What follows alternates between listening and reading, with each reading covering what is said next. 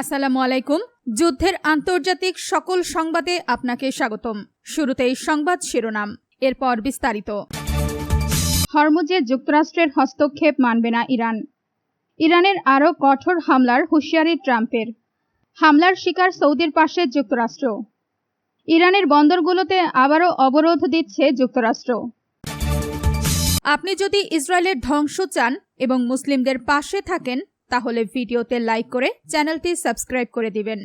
হরমুজে যুক্তরাষ্ট্রের হস্তক্ষেপ মানবে না ইরান। হরমুজ প্রণালীর ব্যবস্থাপনায় কোনোভাবেই যুক্তরাষ্ট্রকে হস্তক্ষেপ করতে দেবে না ইরান।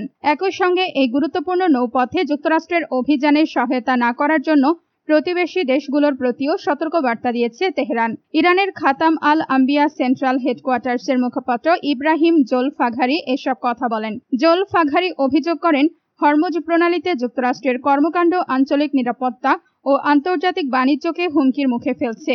রাষ্ট্রীয় সম্প্রচার মাধ্যম IRIB-কে তিনি বলেন, হরমুজ প্রণালীর ব্যবস্থাপনায় যুক্তরাষ্ট্রের কোনো হস্তক্ষেপ আমরা মেনে নিই না এবং ভবিষ্যতেও মেনে নেব না।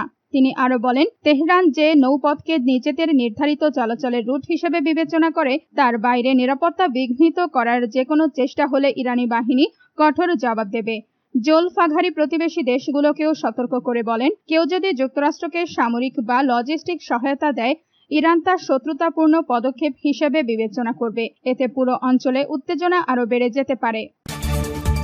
ইরানের আরো কঠোর হামলার হুঁশিয়ারি ট্রাম্পের। ইরানের আরো কঠোর হামলা চালানোর হুঁশিয়ারি দিয়েছেন যুক্তরাষ্ট্রের প্রেসিডেন্ট ডোনাল্ড ট্রাম্প। একই সঙ্গে তিনি বলেছেন, আলোচনার সুযোগ এখনো রয়েছে। এছাড়া হরমুজ প্রণালীর নিয়ন্ত্রণ যুক্তরাষ্ট্র নিচ্ছে বলেও দাবি করেন তিনি। স্থানীয় সময় সোমবার 13 জুলাই রেডিও উপস্থাপক হিউ হিউইটকে দেওয়া এক সাক্ষাৎকারে ট্রাম্প বলেন, ইরান যুক্তরাষ্ট্রের সঙ্গে হওয়া সমঝোতা স্মারক MOU মানেনি। তার দাবি, যুক্তরাষ্ট্রের সামরিক পদক্ষেপের কারণে ইরান পারমাণবিক অস্ত্র অর্জন করতে পারেনি, যা হলে ইসরায়েলের অস্তিত্ব হুমকির মুখে পড়ত। ট্রাম্প বলেন, আজ রাতে আমরা তাদের ওপর খুব কঠোরভাবে হামলা চালাবো। আগামীকালও একইভাবে হামলা হবে। তারা এর বিরুদ্ধে কিছুই করতে পারবে না। তিনি আরো বলেন, তাদের হাতে কার্যত কিছুই নেই। বড় বড় কথা বলা ছাড়া তাদের আর কিছু করার নেই। সাক্ষাৎকারের কিছুক্ষণ পরই যুক্তরাষ্ট্রের সেন্ট্রাল কমান্ড সেন্টকম জানান, প্রেসিডেন্টের নির্দেশে টানা তৃতীয় রাতের মতো ইরানে নতুন করে হামলা শুরু করেছে মার্কিন বাহিনী। হামলার শিকার সৌদির পাশে যুক্তরাষ্ট্র।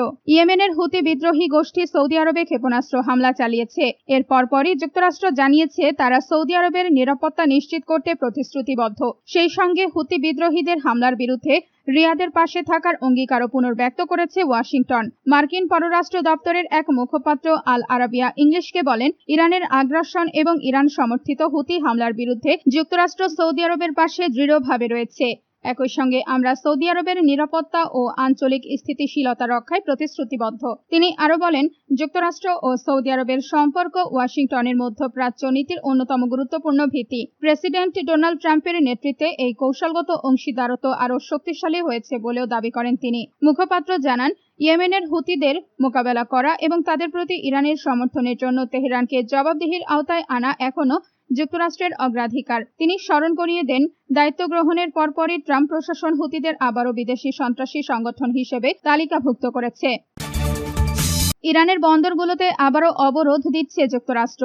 ইরানের বিরুদ্ধে সমুদ্র পথে আজ মঙ্গলবার 14 জুলাই নৌ অবরোধ কার্যকর করবে মার্কিন সেনাবাহিনী। যুক্তরাষ্ট্রের নৌবাহিনীর নেতৃত্বাধীন joint maritime information centre JMIC এই তথ্য জানিয়েছে। খবর জিও নিউজের। GMICর এক সতর্ক বার্তায় বলা হয়েছে, মঙ্গলবার গ্রিনিচ মান সময় রাত 8টা থেকে ইরানের সব সমুদ্র বন্দর, তেল টার্মিনাল এবং উপকূলীয় এলাকায় এই অবরোধ কার্যকর হবে। বিশ্বের যে কোনো দেশের পতাকাবাহী জাহাজের ক্ষেত্রেই এই নির্দেশনা প্রযোজ্য হবে।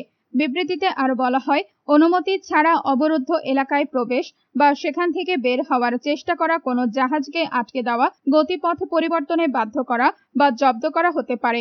নির্দেশনা না মানলে প্রয়োজনে বল প্রয়োগও করা হবে। তবে JMIC জানিয়েছে, হরমুজ প্রণালী দিয়ে ইরান ছাড়া অন্য দেশের গন্তব্যে যাওয়া বা সেখান থেকে আসা জাহাজের স্বাভাবিক চলাচলে কোনো বাধা দেওয়া হবে না।